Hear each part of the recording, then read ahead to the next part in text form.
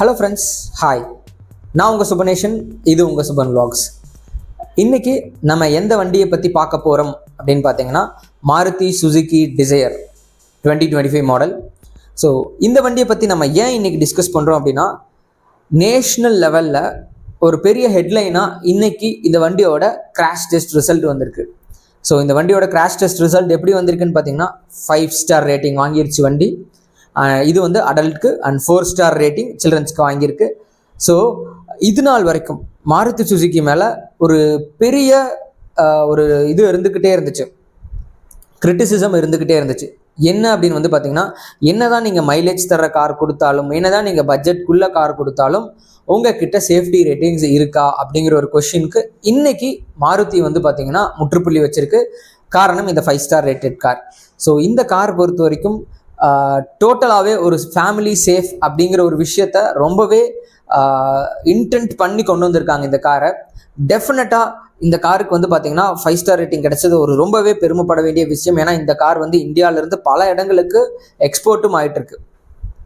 Okay, இப்போ இந்த காரை பற்றின சில டீட்டெயில்ஸ், சில ரிவ்யூஸ் பார்ப்போம். இந்த வீடியோவை ஃபுல்லாக பாருங்கள். இந்த வீடியோவோட எண்டு வரைக்கும் வந்து பார்த்தீங்கன்னா இந்த காரோட கம்ப்ளீட் டீட்டெயில்ஸ், அதாவது கிராஷ் டெஸ்ட் ரிசல்ட்ஸ், இந்த காரோட கரண்ட் ஃபீச்சர்ஸ், அப்கிரேடட் ஃபீச்சர்ஸ், அப்புறம் இதோட ப்ரைஸ் டீட்டெயில்ஸும் கொடுத்துருக்கோம். ஸோ ஃபர்ஸ்ட் விஷயம் பார்க்கலாம் வாங்க. மாருதி எப்போவுமே ஒரு லைட்டான கார், ஒரு பட்ஜெட் ஃப்ரெண்ட்லியான கார், ஒரு மைலேஜ் தரக்கூடிய கார் தான் உருவாக்குனாங்க. இதுவும் ஒரு பட்ஜெட் ஃப்ரெண்ட்லி கார் தான். ஏன்னா இதோட ப்ரைஸிங் வந்து பார்த்தீங்கன்னா 10 lakhsக்கும் கீழே தான் எக்ஸ்ஷோரூம் ப்ரைஸ் இருக்குது. ஸோ நீங்கள் டாப் எண்ட் எடுத்தாலே வந்து பார்த்தீங்கன்னா ஒரு 12 lakhக்குள்ளே கம்ப்ளீட்டாக ஒரு காரை எடுத்துடலாம். அதாவது டாப் எண்ட் மாடல் நான் சொல்லிக்கிட்டு இருக்கேன். அண்ட் தென் இதுக்கு அப்புறம் வந்து பார்த்தீங்கன்னா இதோட மைலேஜ். ஸோ மைலேஜை பற்றி பேசும்போது மாருதி கார்ஸ்க்கு நம்ம சொல்லவே வேண்டாம். இவங்க யூஸ் பண்ணுற என்ஜின் வந்து பார்த்தீங்கன்னா 1.2 litre dual jet petrol engine தான் யூஸ் பண்ணுறாங்க. ஸோ இந்த என்ஜின் வந்து பார்த்தீங்கன்னா உங்களுக்கு 89 bhp தான் ப்ரொடியூஸ் பண்ணுது. ஸோ அதனால இதோட டாப் ஸ்பீட் மேபி கம்மியாக இருக்கலாம், பட் இதோட மைலேஜ் வந்து பார்த்தீங்கன்னா 22 to 24 km/லிட்டர் தருது அப்படிங்கிற மாதிரி சொல்கிறாங்க.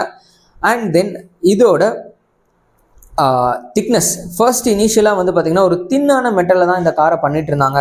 ஸோ தொட்டாலே ஒடுங்கிடுது அப்படிங்கிற மாதிரியான சில கிரிட்டிசிசம்ஸ் எல்லாம் ஃபேஸ் பண்ண மாருதி, இது அந்த கிரிட்டிசிசம்க்கெல்லாம் முற்றுப்புள்ளி வைக்கிற மாதிரி இப்போ இந்த வேலையை பார்த்துருக்காங்க. 5 ஸ்டார் ரேட்டட் திக்கான மெட்டல், உங்களால் தொட்டாலாம் ஒடுக்க முடியாது. ஸோ அப்கிரேட் நாங்களும் ஆகிறோம், அதாவது இந்தியன் ரோட் ஸ்டாண்டர்ட்ஸ்க்கு ஏற்ற மாதிரி நாங்கள் அப்கிரேட் ஆகிறோம், மக்களுக்கான சேஃப்டியும் நாங்கள் ப்ரொடியூஸ் பண்ணுவோம், நாங்கள் ஒரு நல்ல பிராண்ட் அப்படிங்கிறத இந்த இடத்துல தெளிவாக பதிய வச்சுருக்காங்க மாருதி. அண்ட் தென் இதோட மற்ற ஃபீச்சர்ஸ் நம்ம பார்க்கலாம்.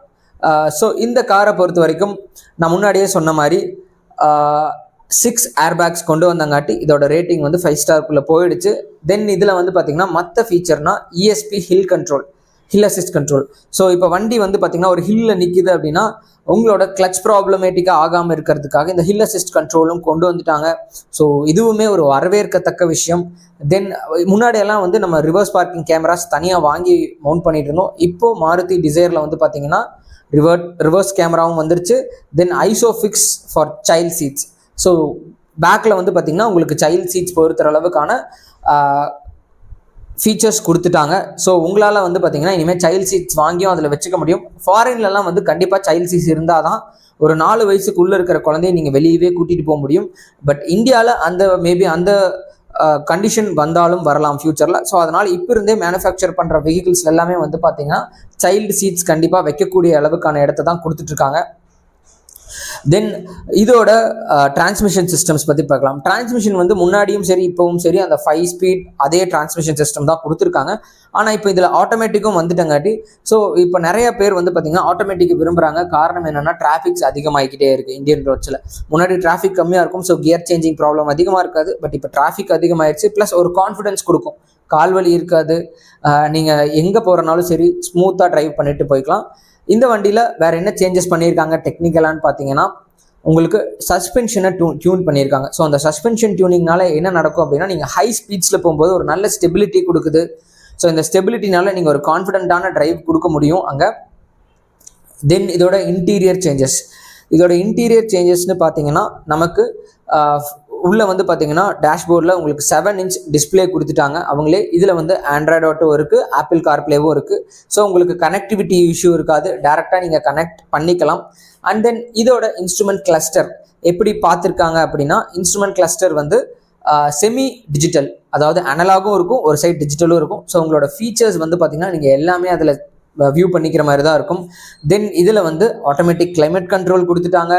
தென் சீட்ஸுக்கு வந்து ஒரு பெட்டர் குஷனிங் அண்ட் அதோட ஃபேப்ரிக்ஸ் வந்து டியூவல் டோனில் பண்ணியிருக்காங்க.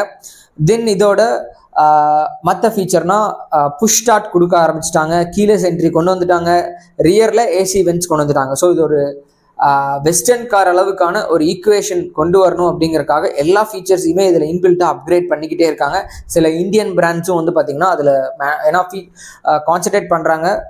பிகாஸ் இப்போ கன்சியூமர்ஸ் கேள்வி கேட்க ஆரம்பிச்சிட்டாங்க, அவங்களோட ரிவ்யூஸ் பார்க்க ஆரம்பிச்சிட்டாங்க. ஸோ இப்போ இது வரைக்கும் நீங்கள் இந்த வீடியோவை பார்த்துட்டு இருந்தீங்க அப்படின்னா மறக்காமல் சப்ஸ்கிரைப் பண்ணிக்கோங்க. அண்ட் இந்த காரை பற்றின இன்ஃபர்மேஷன் யூஸ்ஃபுல்லாக இருக்குது அப்படின்னா உங்கள் ஃப்ரெண்ட்ஸுக்கு ஷேர் பண்ணுங்கள். இந்த காரோட என்னோட ஒப்பீனியன் பற்றி பார்க்கலாம் வாங்க. ஃபர்ஸ்ட் அண்ட் ஃபார்மோஸ்ட், மாருதியை பொறுத்த வரைக்கும் இந்தியாவோட ஓல்டஸ்ட் பிராண்ட்.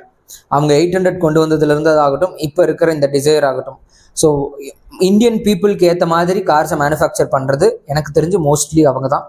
ஸோ அவங்கக்கிட்ட இருந்து இப்படி ஒரு 5 ஸ்டார் ரேட்டட் கார் கிடைச்சது நான் பிளெஸ்ஃபுல்லாக தான் நினைக்கிறேன் பீப்புளுக்கு. ஏன்னா இது வந்து ஒரு 10 lakhs அப்படிங்கிற ஒரு செக்மெண்ட்குள்ளே வர்றங்காட்டி இதுதான் எனக்கு தெரிஞ்சு இந்த செக்மெண்ட்லேயே ஒரு பெஸ்ட் கார். பிகாஸ் 3 முக்கியமான விஷயங்கள். ஒன்று வந்து 10 lakhsக்குள்ளே இருக்குது டாப் எண்டே. அடுத்தது வந்து பார்த்தீங்கன்னா 5 star rated car and then அதிக மைலேஜ் கொடுக்கக்கூடிய கார். ஸோ இதனால இது ஒரு பெஸ்ட்டான ஒரு ஃபேமிலி கார் அப்படின்னே சொல்லலாம். ஒரு 4 பேர் இருக்கிற ஃபேமிலிக்கு இந்த காரை விட்டால் வேறு பெஸ்ட் காரே கிடையாது. ஏன்னா இதோட டைரக்ட் காம்படிட்டர்ஸான டாட்டாவில் இருக்கிற அல்ட்ராஸ் ஆகட்டும், டியாகோ ஆகட்டும், அதுக்கப்புறம் ஹோண்டாவில் இருக்கிற அமேஸ் ஆகட்டும், இவங்க எல்லாருமே வந்து பார்த்தீங்கன்னா காஸ்ட் ஸ்லைட்டராக பிக்கராக இருக்குது. பட் டாட்டாவில் ஸ்பேஸ் கொஞ்சம் சின்னதாக இருக்குது. அதுதான் one and only reason. And then இதோட மற்ற விஷயங்கள், அதாவது என்னென்னா ரீசேல் வேல்யூ பொறுத்த வரைக்கும் நம்ம சொல்லவே வேண்டாம்.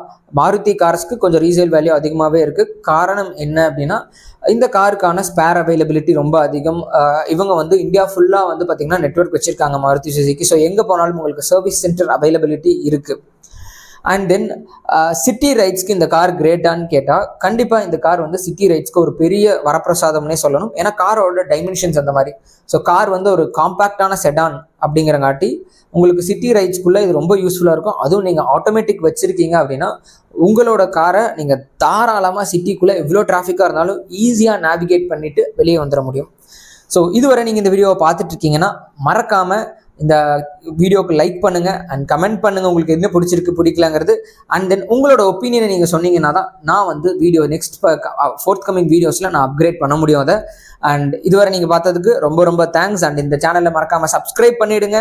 அண்ட் நெக்ஸ்ட் வீடியோவில் பார்க்கலாம். Until then it's bye from Subanesh. Bye bye.